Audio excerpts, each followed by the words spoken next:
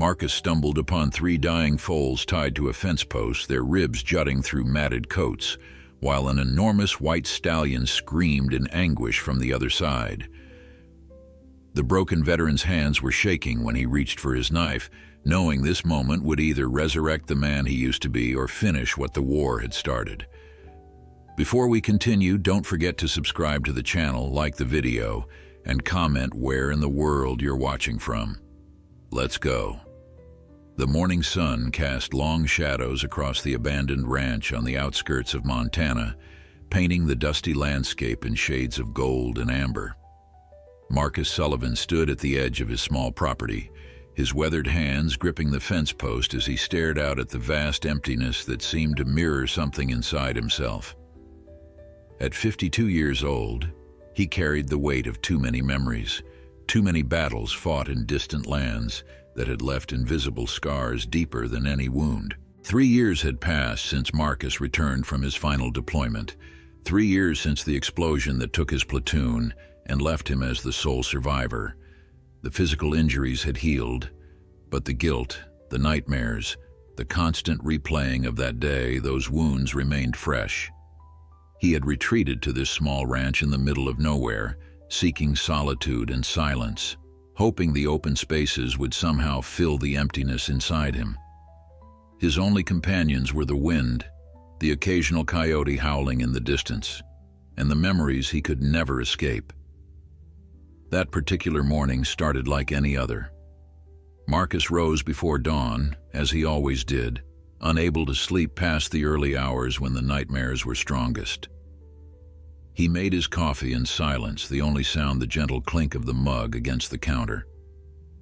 His hands shook slightly, a tremor that had become so familiar he barely noticed it anymore. He had learned to live with the constant anxiety, the hypervigilance that made every unexpected sound feel like a threat. As the sun climbed higher, Marcus decided to take a walk along the perimeter of his property. It was something his therapist at the VA hospital had recommended. Get outside, move your body, connect with nature. He did it more out of habit than hope, not really believing that anything could ease the darkness that had taken up permanent residence in his chest. The path took him along the old fence line that separated his 20 acres from the neighboring abandoned property. The Henderson place had been empty for almost a year now, ever since old man Henderson passed away and his children, who had long since moved to the cities, decided to let the land go. The house had fallen into disrepair, windows broken, paint peeling, a testament to neglect and the passage of time. As Marcus walked, something caught his attention. A sound, faint but distinct, carried on the morning breeze. At first he thought it might be his imagination, another trick his mind played on him. But then he heard it again, a high-pitched cry that sent a jolt through his system. His military training, still sharp despite the years and the trauma, kicked in automatically. He moved toward the sound, his pace quickening despite the protest of his bad knee. What he saw when he rounded the corner of the dilapidated barn made him stop dead in his tracks. There, tied to a section of broken fence with frayed ropes that cut into their thin necks, were 3 young foals. They were emaciated, their ribs visible through dull coats, their legs trembling with weakness. Their eyes, large and terrified, looked up at him with a mixture of fear and desperate hope. One of them, the smallest, let out a weak whinny that broke something inside Marcus's chest. But it was not just the foals that captured his attention. Standing a short distance away, separated from the babies by another section of fence, was the most magnificent horse Marcus had ever seen. The stallion was massive, easily 17 hands high, with a coat of creamy white that seemed to glow in the morning light. His mane and tail were long and flowing, catching the breeze like silk. But it was his eyes that struck Marcus most, dark and intelligent, filled with an emotion that looked startlingly like anguish. The giant horse paced back and forth along the fence line, his powerful muscles rippling beneath his coat. He would approach the foals, reaching his massive head over the fence as far as he could, then pull back and pace again, clearly distressed by his inability to reach them. When he noticed Marcus, the stallion stopped, his entire body tensing. For a moment, man and horse stared at each other across the dusty ground. Marcus felt his heart pounding in his chest, but not with the familiar anxiety of his trauma. This was different. This was urgency, purpose, something he had not felt in years. The foals cried out again, their voices weak and plaintive, and the giant stallion answered with a powerful whinny that seemed to shake the air itself. Moving slowly, Marcus approached the foals. They tried to pull away, their terror evident, but they were too weak to do more than tremble. The ropes that bound them were old and cruel, tied in ways that suggested someone had wanted to restrain them quickly and without care. As Marcus got closer, he could see the sores on their necks where the ropes had rubbed, the way their coats were matted with dirt and worse. They had been here for days, maybe longer, without food or water. The giant stallion watched every move Marcus made, his body tense, ready to react. But something in his eyes, some desperate intelligence, seemed to recognize that this human might be different, might be help. The morning sun climbed higher, and Marcus knew that if he did not act quickly, these young lives would be lost. Something stirred inside him then, something he thought had died in the desert sand overseas. It was the feeling of being needed, of having a mission that mattered. Marcus reached into his pocket for the folding knife he always carried, a habit from his military days. His hands, which usually shook with anxiety, were suddenly steady. He had a purpose now, a mission, and his body responded the way it had been trained to do. The first foal, a bay with white markings on its face, flinched as he approached, but Marcus spoke softly, his voice low and calm, in a way he had not used in years. "Easy now, little one. I am here to help. Nobody is going to hurt you anymore." The words felt strange on his tongue, foreign after so long spent in silence. He knelt beside the foal, his bad knee protesting, and carefully began to cut through the rope. The fibers were old and frayed, but still strong enough to have held the young horse captive. As the rope fell away, Marcus could see the raw, bloody skin underneath where it had cut into the foal's neck. The sight made his jaw clench with anger. What kind of person could do this to innocent animals? The foal stumbled as soon as it was free, its legs barely able to support its weight. Marcus caught it gently, supporting its body as it swayed. He could feel every rib, every bone beneath the thin coat. The foal leaned against him, too weak even to be afraid anymore, and Marcus felt something crack open inside his chest. A warmth, a connection, something he had not allowed himself to feel since he lost his brothers in arms.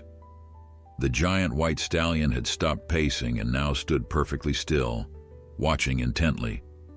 His ears were forward, focused entirely on Marcus and the foals.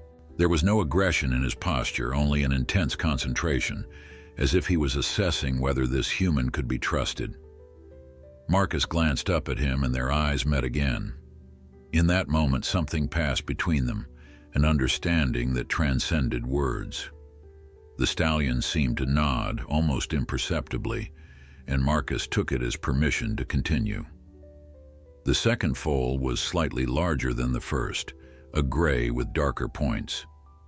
This one had more fight left in it, and tried to pull away as Marcus approached, but the effort only caused it to stumble and nearly fall. Marcus moved quickly, steadying the young horse with one hand while cutting the rope with the other.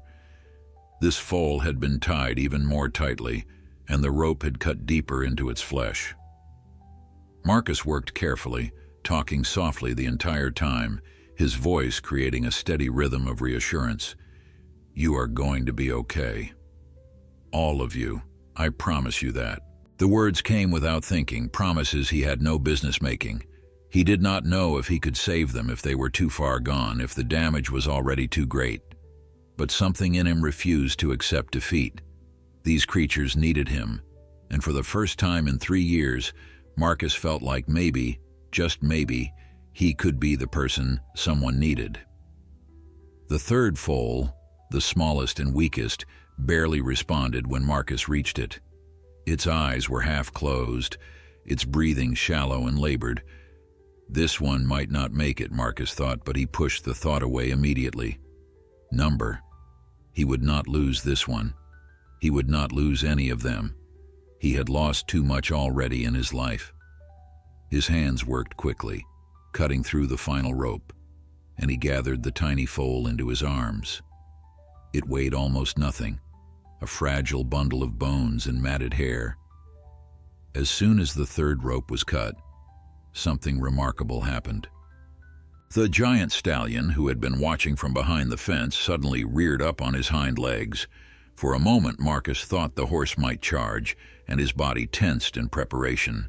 But instead, the stallion brought his front hooves down on the top rail of the wooden fence with tremendous force. The old weathered wood splintered and cracked under the impact. Once, twice, 3 times the massive horse struck the fence, each blow delivered with precision and power. On the 4th strike, an entire section gave way, crashing to the ground in a cloud of dust. The stallion stepped through the gap he had created, moving with surprising grace for such a large animal. He walked directly toward the foals, ignoring Marcus entirely now. His focus was complete, total, aimed only at the 3 young horses that stood trembling on weak legs. When he reached them, he lowered his great head and touched each one gently, breathing soft greetings into their nostrils. The foals, despite their weakness, responded with small whinnies of recognition and relief. Marcus watched in awe as the scene unfolded before him. The connection between the giant horse and the foals was unmistakable. This was not just any wild stallion. This was their protector, possibly their father, someone who had been trying desperately to reach them. The anguish Marcus had seen in those dark eyes now made perfect sense. The stallion had been forced to watch these babies suffer, tied and starving, unable to help them, separated by a barrier he could not cross until now. The giant stallion turned his massive head toward Marcus, and in that moment, their eyes locked once more. There was a question in those dark depths, a silent inquiry that Marcus understood despite having no words between them. The horse was asking for help, asking if this human could save his family. Marcus felt the weight of that trust settle on his shoulders, and he nodded slowly, making a promise to this magnificent creature that he would do everything in his power to help. The foals needed immediate care, and Marcus knew his small ranch was the only option. But how could he transport 3 weak, traumatized young horses across the property line? His old truck was back at his barn, and even if he brought it here, loading the foals would be nearly impossible in their condition. They could barely stand, let alone walk the distance needed. And then there was the giant stallion to consider. Would he allow Marcus to take the foals? Would he follow, or would he see it as another threat? Marcus made a decision. He would carry them. One by one, he would carry these babies to safety, and he would trust that the stallion would understand and follow. The smallest foal was still in his arms, barely conscious. He shifted the tiny body carefully, feeling how light it was, how close to death. This one needed help first, needed it immediately, or there would be nothing left to save. Come on, little one, stay with me. Marcus began walking toward his property, moving slowly and steadily. Every few steps, he glanced back to see if the stallion would react with aggression, if he would charge or try to stop him. But the great white horse simply watched, his head high, his ears forward. Then, to Marcus's amazement, the stallion began to follow, keeping a respectful distance but clearly shadowing every step Marcus took. The other 2 foals, freed from their ropes but too weak to do much more than stand, watched their companion being carried away. They whinnied softly, their voices thin and frightened, and the stallion immediately circled back to them. He positioned himself between the 2 young horses, gently nudging them with his nose, encouraging them to stay put, to wait. It was a remarkable display of intelligence and care, and Marcus felt his respect for the animal growing with every passing moment. The walk back to his barn felt endless. Marcus's arms burned with the effort of carrying the foal, his bad knee sending sharp protests with every step, but he did not slow down. Behind him he could hear the stallion's heavy footsteps, the sound of his breathing, and somehow that presence gave Marcus strength. He was not alone in this mission. They were working together, man and horse, united by the common goal of saving these young lives. When Marcus finally reached his barn, he carefully laid the smallest foal on a bed of clean straw he kept stored there. The little one's breathing was so shallow it was almost invisible, and Marcus felt fear grip his heart. He had seen death before, too many times, in too many forms. He knew the signs, knew when a life was slipping away, but he refused to accept it. Not this time. Not when he had finally found something worth fighting for again. He grabbed an old blanket from his tack room and covered the foal, trying to preserve what little body heat remained. Then, without wasting another second, he turned and ran back toward the abandoned property. His knee screamed in protest, his breath came in ragged gasps, but he pushed through the pain. The other two foals were still waiting, and every minute counted. The stallion had remained with them, standing guard like a sentinel.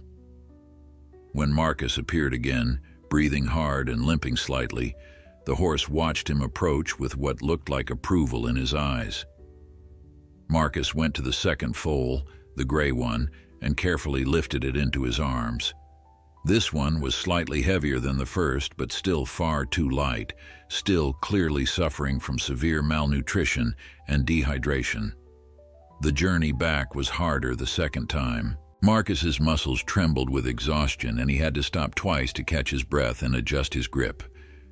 The stallion followed again, maintaining that same careful distance, neither too close nor too far. It was as if the great horse understood that Marcus was helping, that he could be trusted, but also wanted to be ready to intervene if anything went wrong. Marcus laid the second foal next to the first in the barn, covering it with another blanket. The two young horses huddled together immediately, seeking comfort in each other's presence. Their eyes were half closed, their bodies shaking despite the warmth of the blankets. Marcus knew he had to move quickly. He had to get the third foal, and then he had to get them water, food, medical attention. The list of needs seemed overwhelming, but he could not afford to be overwhelmed. Not now. The third trip was the hardest. Marcus's body was near its limit. His knee had swollen inside his jeans, and his arms felt like lead weights. But when he reached the abandoned property again, the bay foal was still standing, waiting, and the stallion was still there, watching over it. Marcus approached slowly, speaking softly to both horses, and lifted the last foal into his aching arms. This one nestled against his chest as he carried it, and Marcus felt something wet on his shirt. Looking down, he saw tears on the foal's face, actual tears streaming from those large, frightened eyes. The sight broke something in Marcus. Some final wall he had built around his heart. His own eyes filled with tears, the first he had shed since coming home from war, since losing his brothers, since the world had become nothing but gray emptiness. I have got you. You are safe now. All of you are safe. When Marcus laid the third foal down with its siblings, all three immediately pressed together, forming a small huddle of trembling bodies seeking warmth and comfort. The sight would have broken the heart of anyone who witnessed it, these innocent creatures who had suffered so much finding solace in each other's presence. Marcus stood there for a moment, catching his breath, his chest heaving from the exertion and emotion. His hands were still shaking, but now it was not from his usual anxiety. It was from something else entirely, something he had not felt in so long he barely recognized it. Purpose. The giant stallion had followed Marcus back to the barn with the third foal, and now he stood at the entrance, his massive frame filling the doorway. The late morning sun created a halo effect around him, making his white coat seem to glow with an otherworldly light. He did not enter the barn immediately, instead pausing at the threshold as if asking permission, as if understanding that this was Marcus's territory and respect was required. Marcus looked at the magnificent horse and then at the foals huddled in the straw. He made a decision that some might have called foolish, that others would have warned against. He stepped aside and gestured toward the foals. "Come on, big guy. They need you more than they need me right now." The stallion hesitated for only a moment before stepping carefully into the barn, his hooves making soft sounds against the packed earth floor. He moved with surprising delicacy for such a large animal, aware of his size and careful not to disturb anything in the confined space. When the stallion reached the foals, he lowered his great head and breathed softly over each one, his nostrils fluttering as he took in their scent. The foals responded with weak whinnies of recognition and relief. Their eyes, which had been dulled by suffering, showed a flicker of life, of hope. The stallion then carefully lowered himself to the ground, folding his powerful legs beneath his body, positioning himself so that the foals could rest against his warmth. They immediately crawled closer, pressing their small bodies against his, drawing heat and comfort from his presence. Marcus watched this display of family devotion with tears still streaming down his face. He had thought himself empty, broken beyond repair. But watching this scene, he realized that maybe, just maybe, there were pieces of him that could still feel, still care, still love. He wiped his eyes roughly with the back of his hand and forced himself to focus on practical matters. These animals needed more than warmth. They needed water, food, and medical attention. He left the barn quietly, not wanting to disturb the reunion between the stallion and his foals. His first stop was his small house, where he grabbed every bucket and container he could find.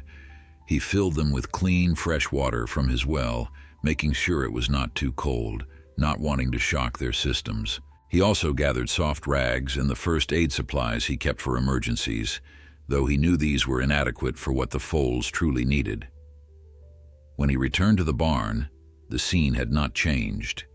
The stallion remained lying down with the foals pressed against him, his long neck curved protectively around them. Marcus set the water buckets down carefully and approached slowly. The stallion's ears swiveled toward him, tracking his movements, but there was no aggression in his posture. If anything, there seemed to be gratitude in those intelligent eyes, an acknowledgement that Marcus was helping, that he was safe.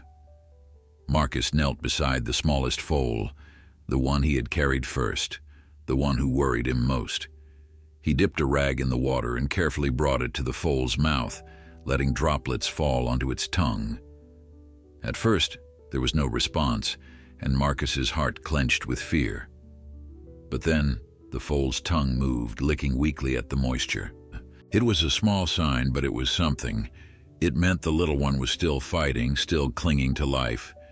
He repeated the process with the other two foals, offering water on the dampened rag, being patient when they were too weak to drink much, encouraging them with soft words when they managed even a few drops.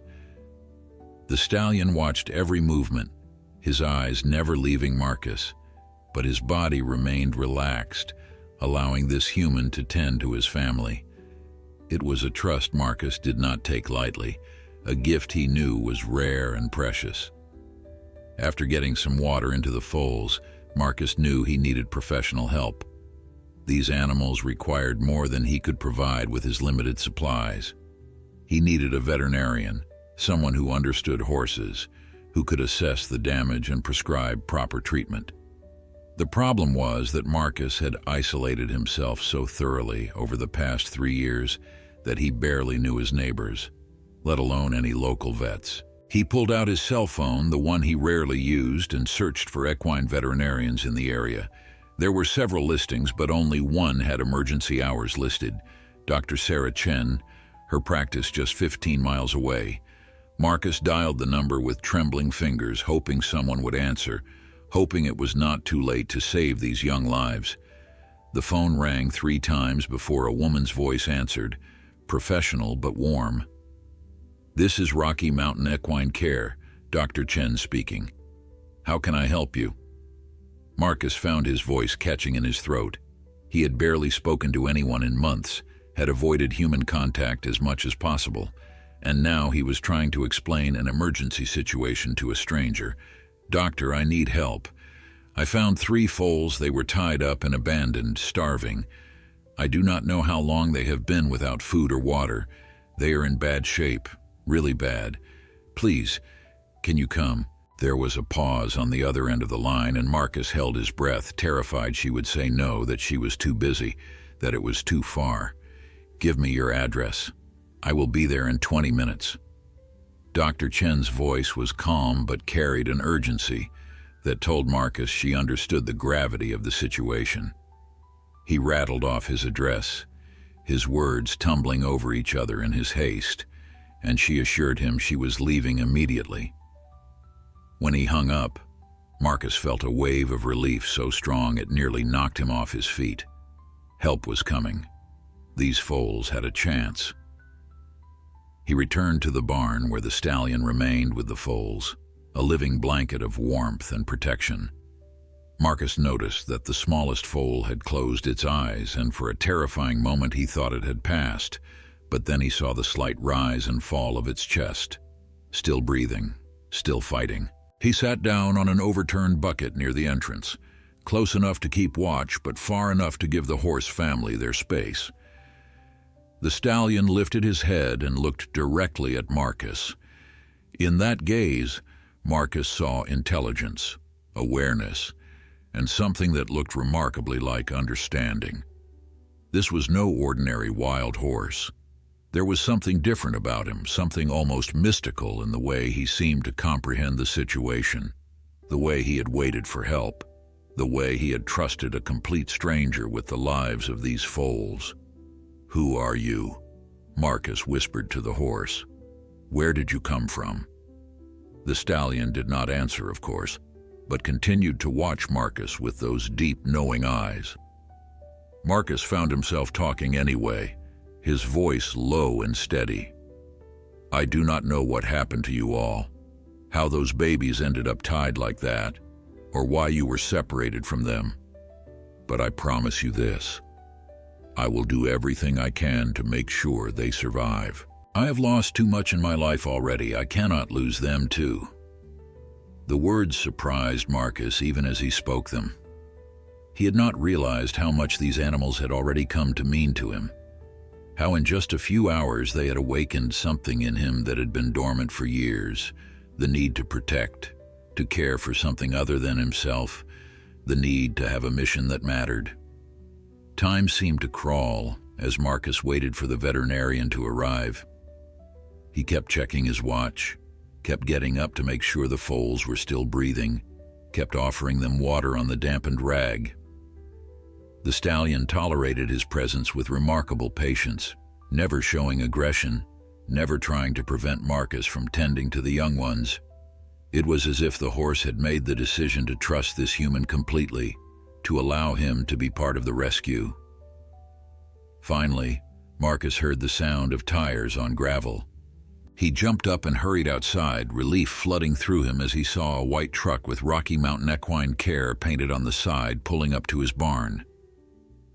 A woman emerged from the driver's side, probably in her late 30s, with dark hair pulled back in a practical ponytail and kind eyes that immediately went to Marcus's face, assessing him as much as he was assessing her. "You must be Marcus. I am Dr. Chen." She extended her hand and Marcus shook it, grateful for the firm, no-nonsense grip. "Where are the foals?" Her voice was all business now, focused and professional. Marcus led her into the barn, warning her as they approached. "There is something you should know. There is a stallion with them, a big one.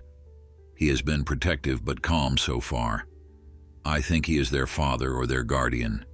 Please do not do anything that might spook him."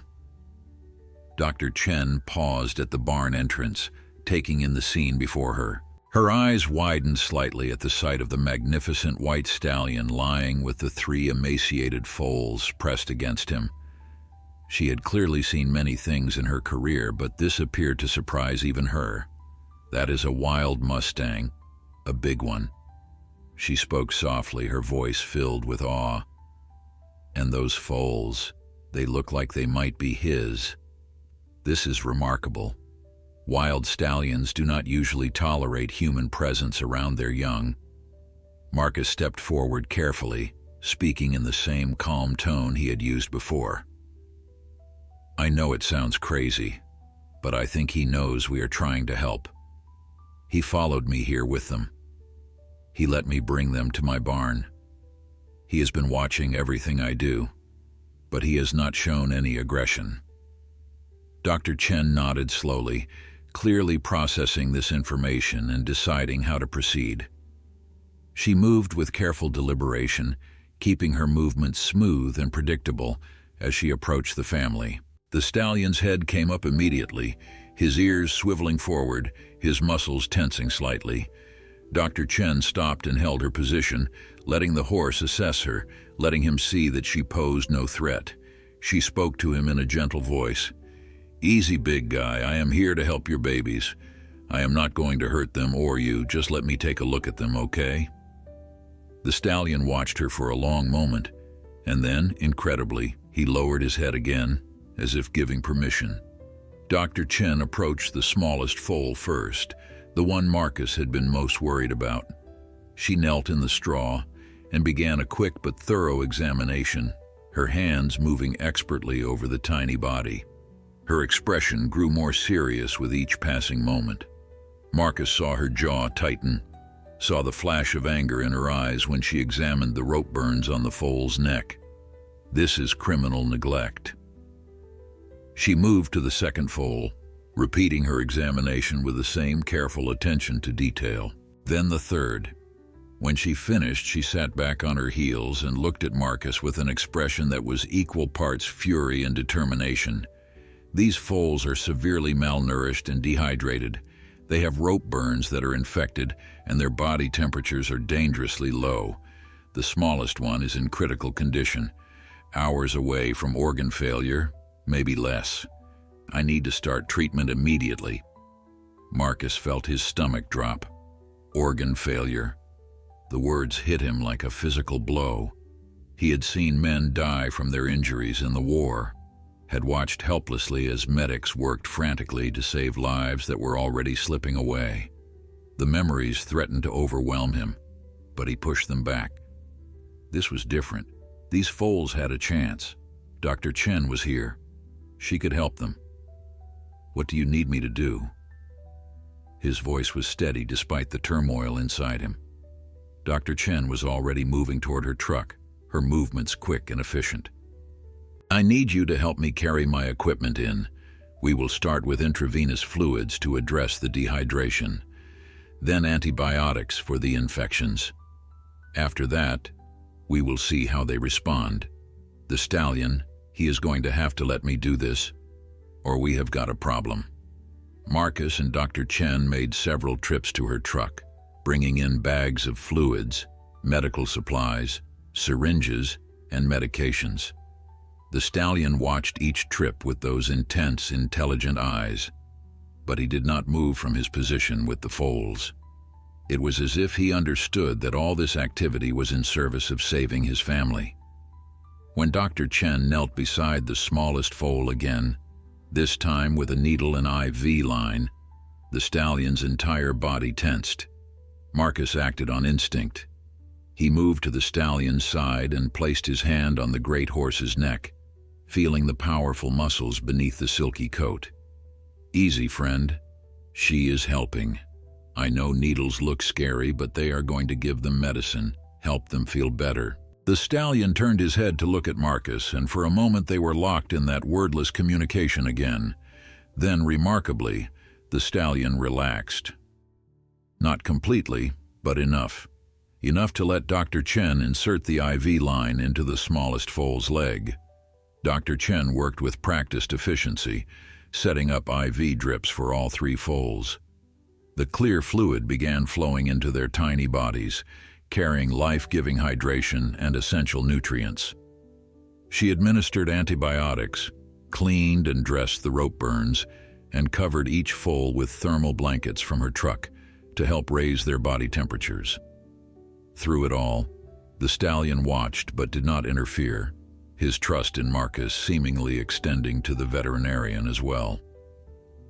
When she finished with the foals, Dr. Chen turned her attention to the stallion himself. "I need to check him over too. He could have injuries or health issues we cannot see." Marcus nodded and approached the great horse again, speaking softly. "She needs to look at you now. Make sure you are okay too." The stallion regarded him for a long moment, then slowly, carefully, rose to his feet. The foals made small sounds of protest at losing his warmth, but they were too weak to do more than that. Dr. Chen examined the stallion with the same thoroughness she had shown with the foals. He stood still for her, occasionally glancing back at the foals to make sure they were safe, but allowing her to check his legs, his body, his teeth. When she finished, she shook her head in wonder. "He is in remarkable condition for a wild Mustang, well-muscled, good weight, healthy coat, and he is enormous, easily over 17 hands. I have never seen a wild horse this size." There was something else in her voice, a note of curiosity that went beyond professional interest. Marcus caught it and asked, "What are you thinking?" Dr. Chen pulled out her phone and showed him a picture. "This is a breed called a Shire horse. Draft horses from England known for being gentle giants despite their size. Now look at your stallion. The feathering on his lower legs, the shape of his head, his massive build. I think he might have Shire bloodlines. He is not purebred wild Mustang." Marcus looked at the stallion with new eyes. "A Shire horse or part Shire, out here in Montana? How is that possible?" Dr. Chen shrugged. "Horses escape from ranches all the time. Maybe he was a ranch horse who went wild, or his parents were. Or maybe someone released him deliberately. Draft horses like Shires do not have much use anymore in modern farming. Some people just turn them loose when they cannot afford to keep them. It is sad, but it happens." The thought of someone abandoning such a magnificent creature made Marcus angry, but he pushed the feeling aside. What mattered now was the present, not the past. Will the foals survive? He asked the question that had been weighing on him since Dr. Chen arrived. She was quiet for a moment, considering. "The next 24 hours are critical. If they make it through the night, their chances improve significantly. But I'm not going to lie to you, Marcus. It could go either way. That smallest one, the odds are not good." Marcus felt his chest tighten. Not good enough. He would not accept that. He had failed to save his brothers in arms, but he would not fail these innocent creatures. "What can I do? How can I help them?" Dr. Chen looked at him with respect in her eyes. "You can stay with them, monitor them constantly, check their breathing, make sure the IV lines stay in place, keep them warm. If anything changes, anything at all, you call me immediately. I will come back first thing in the morning to check on them and change the IV bags. In the meantime, these fluids and antibiotics are doing their work. The rest is up to them and up to you." Dr. Chen handed Marcus a thermometer and showed him how to take the foal's temperatures, what numbers to watch for, what signs meant danger. She wrote down her cell phone number on a piece of paper and pressed it into his hand. "Do not hesitate to call, even in the middle of the night, I mean that." After Dr. Chen left, promising to return at dawn, Marcus found himself alone with the horses. The afternoon sun was starting to sink toward the horizon, casting long shadows across the barn floor. The stallion had returned to his position with the foals, lying down again so they could press against his warmth. Marcus brought more blankets, extra buckets of water, and made himself a makeshift bed from hay bales near the entrance where he could watch over them all night. As darkness fell, Marcus turned on a small lantern that cast a soft golden glow through the barn. He had not planned to stay out here, had thought he might take shifts going back to his house to rest. But now that he was here, he knew he could not leave. These animals needed him, and more than that, he needed them. For the first time since coming home from war, he felt connected to something larger than his own pain. The night was long and filled with worry. Marcus checked on the foals constantly, watching the rise and fall of their chests, adjusting their blankets, monitoring the IV drips.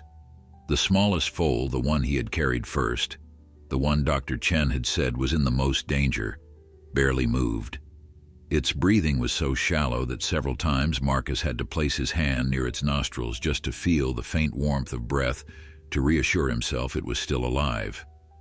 The stallion seemed to sense Marcus's vigilance and accepted his presence as part of the night's rhythm. Occasionally, the great horse would lift his head to check on the foals himself, and his eyes would meet Marcus's in the dim lantern light. In those moments, Marcus felt an understanding pass between them, a shared determination to see these young ones through to morning. Around midnight, something changed. The smallest foal began to shiver uncontrollably, despite the blankets and the warmth of the stallion's body pressed against it. Marcus's heart lurched with fear. He grabbed the thermometer with shaking hands and took the foal's temperature. It had dropped even lower. This was bad. This was very bad. Marcus did not hesitate. He grabbed his cell phone and dialed Dr. Chen's number. She answered on the second ring, her voice alert despite the late hour. "What is wrong?" Marcus explained about the shivering, about the dropping temperature. There was a pause, and then Dr. Chen's voice came back, steady and commanding. "You need to warm that foal up now, your body heat. Your skin-to-skin contact is the best way. Take off your shirt and hold the foal against your chest. Use your own warmth to bring its temperature up." Marcus did not question the instructions. He pulled off his flannel shirt and the t-shirt beneath it, feeling the cool night air hit his scarred skin. He had not been shirtless around anyone since coming home, had kept his scars hidden, ashamed of them as visual reminders of the day he survived when others did not. But there was no time for shame now. He carefully lifted the tiny foal, feeling how light it was, how fragile, and pressed it against his bare chest. The foal's body was cold, so cold it made Marcus gasp. He wrapped his arms around the small creature and held it close, using his own body as a living heater. The stallion watched this with intense focus, and Marcus spoke to him softly. "I have got her. I am keeping her warm. She is going to be okay."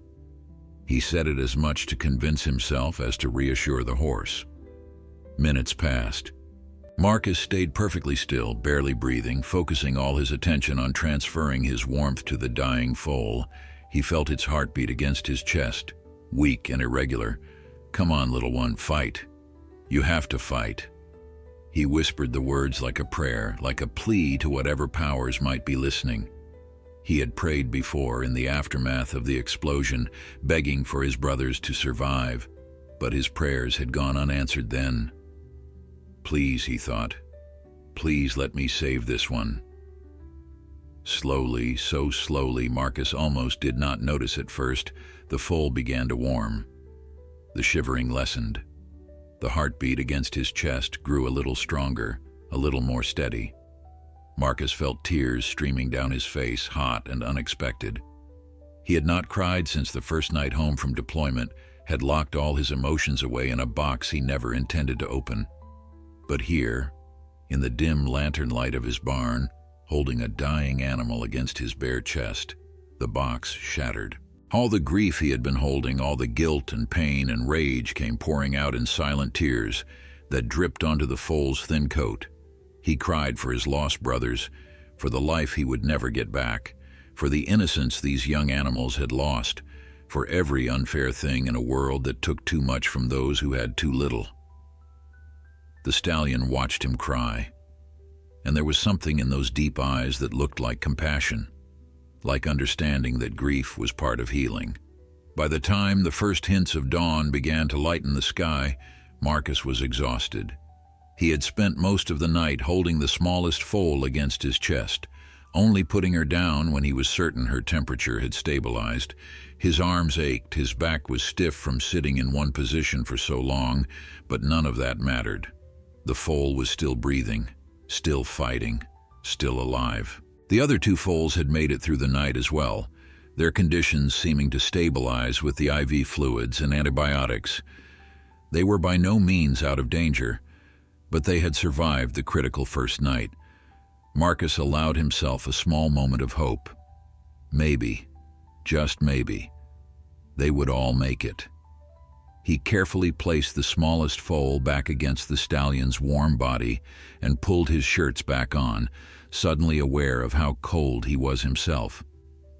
When Dr. Chen arrived just after sunrise, as promised, she found Marcus sitting on his hay bale bed, looking like he had been through a war. In a way, he supposed he had. She took one look at him and handed him a thermos of coffee from her truck. "You stayed with them all night." Her voice held no surprise, only approval. Marcus nodded, too tired to speak, and took a grateful sip of the hot coffee. Dr. Chen examined each foal thoroughly, checking their vitals, changing their IV bags, adjusting their medications. When she finished with the smallest one, she looked at Marcus with something like amazement in her eyes. "Her temperature is back up. Heart rate is stronger. I do not know what you did last night, but you saved her life." Marcus felt a warm glow spread through his chest at those words. He had saved her. After all the lives he could not save, all the brothers he had lost, he had managed to save this one small, fragile life. Over the next several days, Marcus barely left the barn. He slept there, ate there, lived there. He monitored the foals constantly, learning their individual personalities even in their weakened state. The smallest, the one he had held against his chest that first night, he started calling Hope, because that was what she represented to him, hope that life could be saved, that not everything was lost. The gray foal, the fighter with the most spirit, he named Courage, and the bay foal, gentle and patient even in suffering, he called Grace. The stallion, too, became more than just a magnificent animal to Marcus. He was a partner in this mission, a fellow guardian watching over the young ones. Marcus started calling him Thunder, both for the powerful sound of his hooves and for the way he had thundered into Marcus's life and changed everything. Thunder seemed to accept his new name with equanimity, responding when Marcus spoke to him, following him with those intelligent eyes. Dr. Chen came twice a day in those first critical days, morning and evening, to check on the foals and adjust their treatment. She taught Marcus how to give injections himself, how to change bandages on the infected rope burns, how to prepare special formula for foals that could not yet digest solid food properly. She never asked why Marcus had no other obligations, why he could spend days and nights in his barn without anyone missing him. Perhaps she sensed the isolation he had been living in, or perhaps she simply understood that sometimes people need a purpose more than they need explanations. On the fifth day, something miraculous happened. Hope, the smallest foal who had nearly died that first night, struggled to her feet. She was wobbly and weak, her legs shaking beneath her, but she stood. Marcus watched with his heart in his throat as she took one tentative step, then another. Thunder immediately stood as well, positioning himself close to her in case she fell, and Marcus found himself moving to her other side, creating a protective corridor for her first real walk. Grace and Courage, seeing their sibling up and moving, tried to stand as well. Soon all three foals were on their feet, swaying like sailors on a storm-tossed ship, but standing nonetheless. Marcus could not help himself. He let out a whoop of joy that startled the horses for a moment before they settled again. They were going to make it. All three of them, against the odds, against the damage done to them, they were going to survive. Dr. Chen arrived for her evening visit to find all three foals standing, and the smile that spread across her face was luminous. "This is remarkable, Marcus, truly remarkable. Most foals in their condition would not have made it past the first night. You saved them." Marcus shook his head. "We saved them." You, me, and Thunder. We all saved them together. It was the truth. No single one of them could have done it alone. It had taken all of them, working together, believing together, hoping together. As the days continued, the foals grew stronger. They began to eat small amounts of solid food, to walk around the barn without stumbling, to play gentle games with each other. Their coats began to shine with health. Their eyes grew bright and curious. The rope burns healed, leaving scars that would always be there, but that no longer caused pain. They were transforming from victims into survivors, from the broken into the whole. Thunder watched over his family with unwavering devotion, but Marcus noticed something else developing as well. The great stallion was bonding with him. It started with small things. Thunder would greet Marcus each morning with a soft nicker, his massive head lowering so Marcus could scratch behind his ears.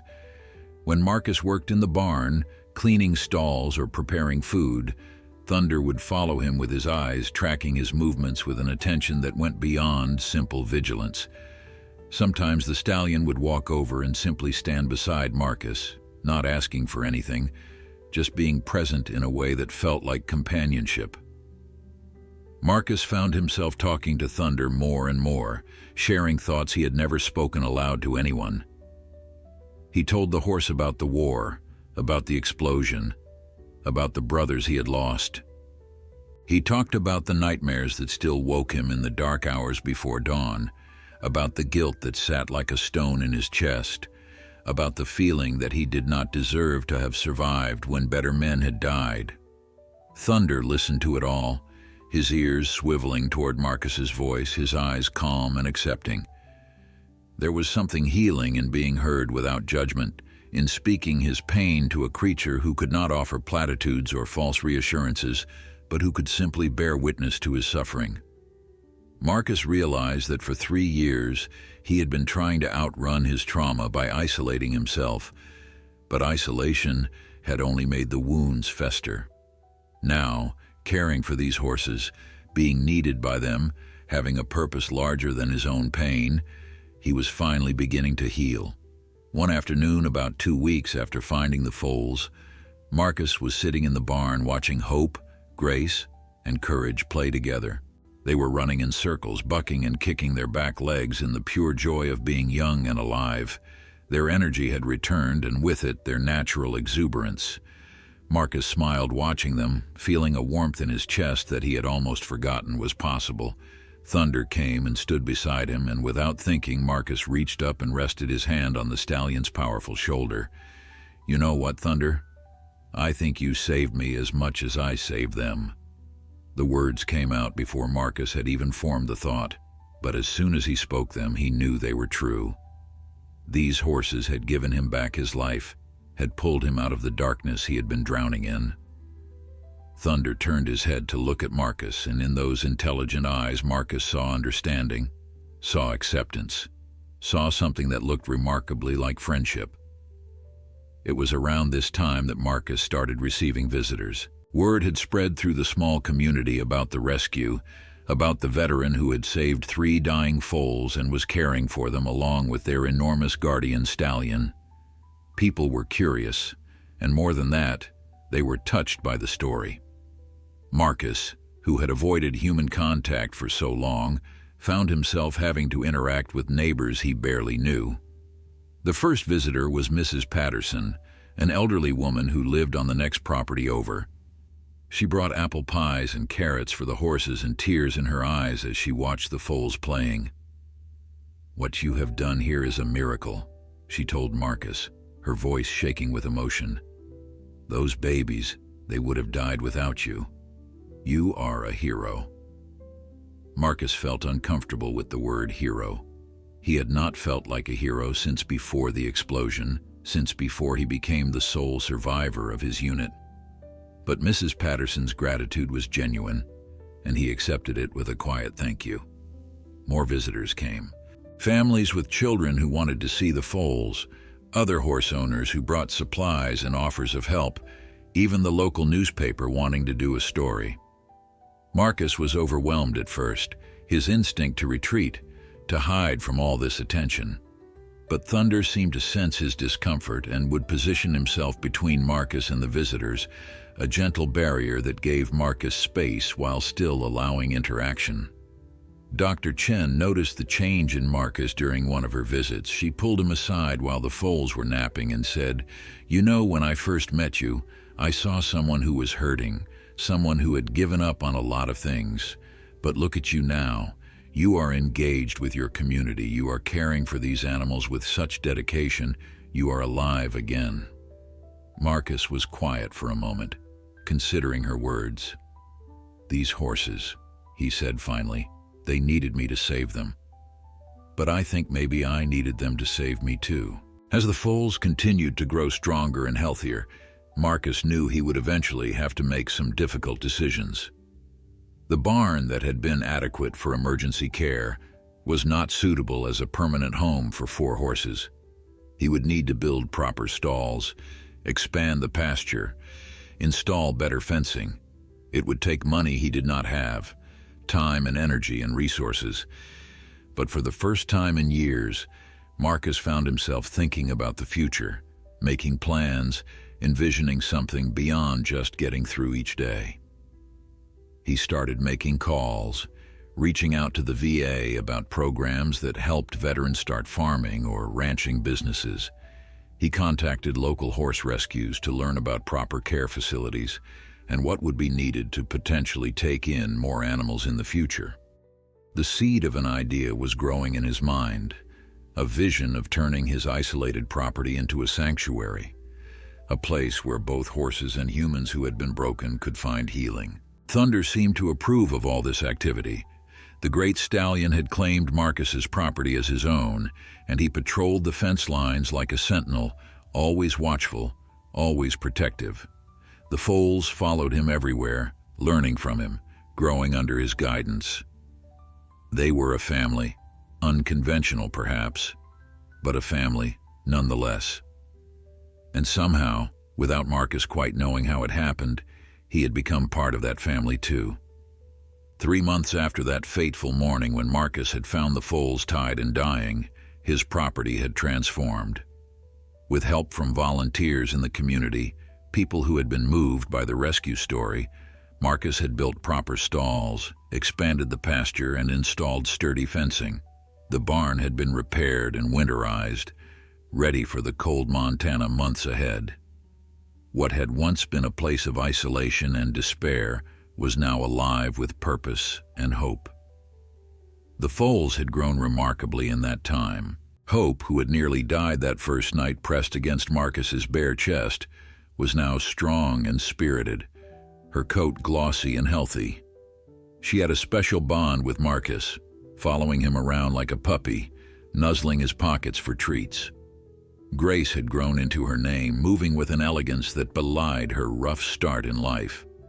And Courage, true to his fighting spirit, had become the boldest of the 3, always the first to investigate new things, always ready for adventure.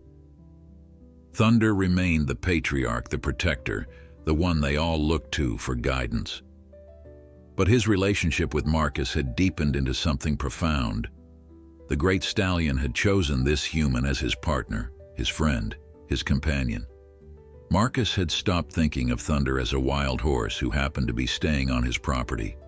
Thunder was his horse now, not through ownership, but through mutual choice, through a bond forged in crisis and strengthened by trust. One crisp autumn morning, Marcus was in the pasture with all 4 horses when he heard a vehicle approaching.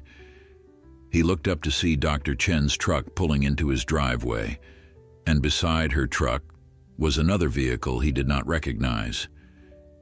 Dr. Chen emerged with a smile on her face and gestured for Marcus to come over. There was a woman with her, probably in her 60s, with kind eyes and a warm smile. "Marcus, I want you to meet someone. This is Janet Morrison. She runs the Montana Equine Rescue Foundation. I told her about what you have done here and she wanted to meet you." Marcus shook Janet's hand, feeling suddenly self-conscious about his work clothes and dusty boots.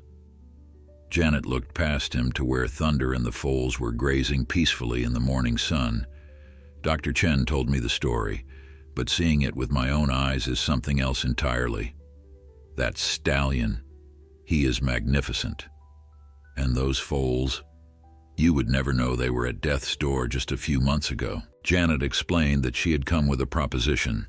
The rescue foundation she ran was always looking for foster homes for horses in need, places where animals could recover from trauma or neglect before being adopted out to permanent homes.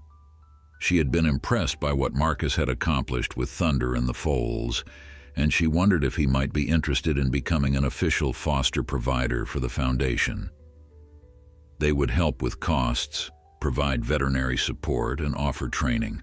All Marcus would need to provide was the space, the care, and the dedication he had already shown.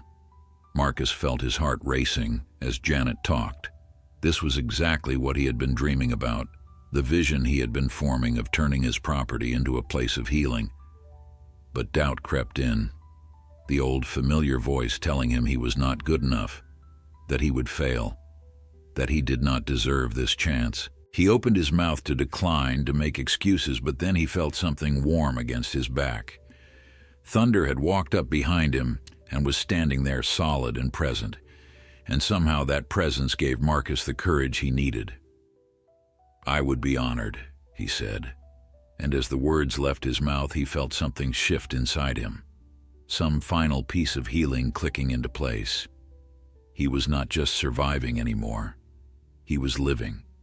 He had a purpose, a mission, a reason to get up every morning that went beyond simply making it through another day. These horses had saved his life by giving him something to live for, and now he could pay that forward by helping other horses in need. The community embraced the new mission of Marcus's ranch. Volunteers came regularly to help with chores and maintenance. Local businesses donated supplies and materials. Children came for supervised visits, learning about horse care and the importance of compassion. Marcus found himself becoming part of a community he had once hidden from, and to his surprise, he discovered he liked it. The isolation that had felt necessary after the war now felt like a prison he had escaped from. His nightmares did not disappear entirely, but they became less frequent, less intense. When he woke in the dark hours before dawn, instead of lying in bed reliving the explosion, he would go out to the barn and sit with Thunder. The stallion always seemed to know when Marcus needed him, would walk over and rest his great head on Marcus's shoulder, and in those quiet moments, Marcus found peace. The scars on his body were still there, visible reminders of the day he survived when his brothers did not. But now he understood that survival was not something to be ashamed of. It was a gift, a responsibility, a chance to honor those who were lost by living fully, by helping others, by making his life matter. The foals bore scars too, marks on their necks where the ropes had cut deep, but those scars were part of their story, proof of what they had overcome. If you enjoyed this story of hope and healing, please consider sharing it with others who might need to hear this message. Remember, sometimes the ones we save end up saving us in return.